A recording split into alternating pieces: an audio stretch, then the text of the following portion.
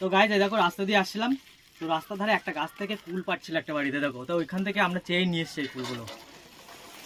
আর কালকে থেকে তো রোজার মাস শুরু হয়ে যাচ্ছে, দিনের বেলা তো আর কিছুই খাওয়া হবে না। তো আজকে হচ্ছে এই কুলগুলো এনেছে, এই দেখো এখন এই কুলগুলো কুল মাখা করবো, তার জন্য আমি কুলগুলো সবার প্রথমে ধুয়ে নিচ্ছি খুব ভালো করে।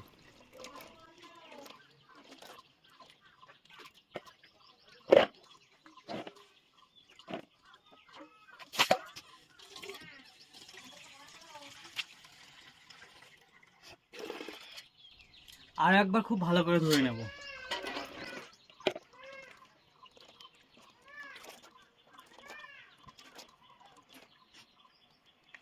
টক কুলের মাখা করলে খেতে অনেক ভালো লাগে, কিন্তু টক কুল তো সবসময় বাজারে পাওয়া যায় না, আমাদের এখানে তো বাজারে টক কুল বিক্রি হয় না, তো ওই জন্য লোকের বাড়ির থেকে চেয়ে নিয়ে এসেছি।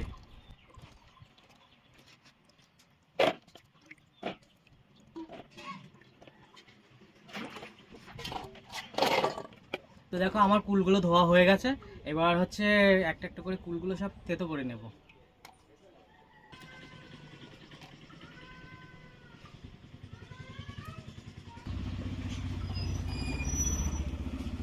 তো কুলের বোটা ছাড়ানো হয়ে গেছে, ধোয়া হয়ে গেছে, এবার হচ্ছে হামানদিস্তায় থেতো করে নেব।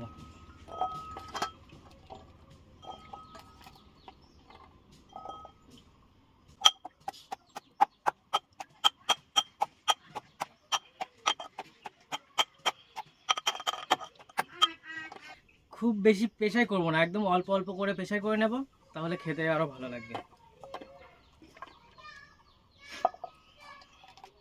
বাকি কুলগুলো সব অল্প অল্প করে থেতো করে নেব।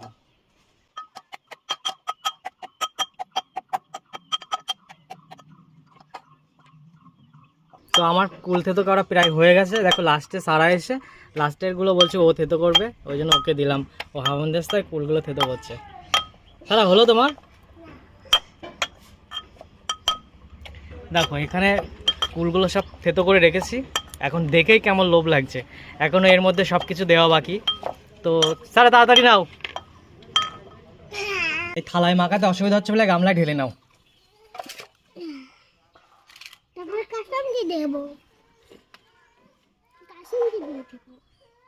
থাক থাক,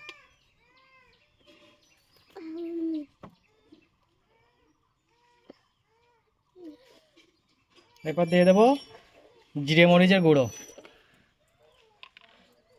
তারপর দিয়ে দেব নুন। আরেকটা দাও।